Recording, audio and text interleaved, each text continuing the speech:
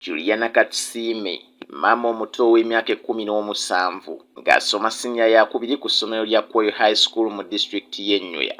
Ono tumusanzeyo akatuuka ku ssomero lino okuva mu kyalo gy'abadde mu luwummula oluvannyuma lw'emisomo okutandika. Ono n'emigugu gye ku mugongo wamu n'omwana we ow'omwaka ogumu gw'asoma naye. Katsiime agamba nti yagwa mu kato olw'okuyisibwa mu ngeri enkambwe gye yali ayitamu mu maka ga jjajjaawe azaala maama.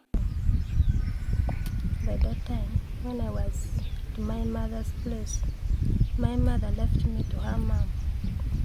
And then I was there, me alone with my grandmother.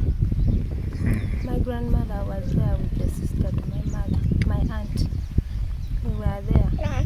By that time, they were taking me roughly.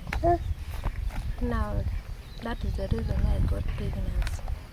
Now, the father of this was... Ono agamba nti oluvannyuma lw'embeera eno kwe kusalawo okufumbirwa ng'alina essuubi ery'okugoba embeera embi ekiseera ekyo. Starting from the time I got pregnant, she rejected everything, even the pregnancy. My auntie, the one who stood behind me, giving me help. Katsiime agamba nti oluvannyuma lw'okufuna olubuto muganzi we yeegaana obuvunaanyizibwa era nga tafunangako buwagizi bwonna okuva gy'ali. Starting from the time I got pregnant, she rejected everything, even the pregnancy. My auntie, the one who stood behind me, giving me help. Abasomesa ku ssomero lino batugambye nti balina bamaama abasoba mu 15 abakkirizibwa okusoma n'ezzadde lyabwe mu kiseera kino. My name is Otto. I teach English language and literature.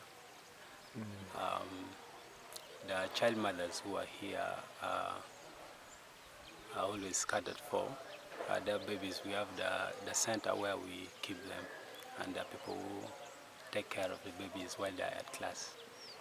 And also, when they're in class, probably they attend classes normally until maybe it's break time. That's when they go and breastfeed their children.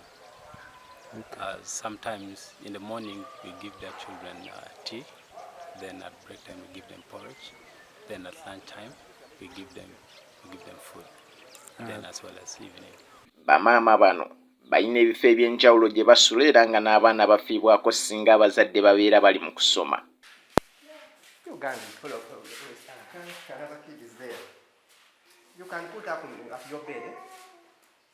Katsiime alina ebirooto eby'okufuuka omusawo era musanyufu kubanga yakkirizibwa okusoma mu kisulo n'omwana we. Abaddukanya essomero lino gye bamuweera obuyambi n'omwana we.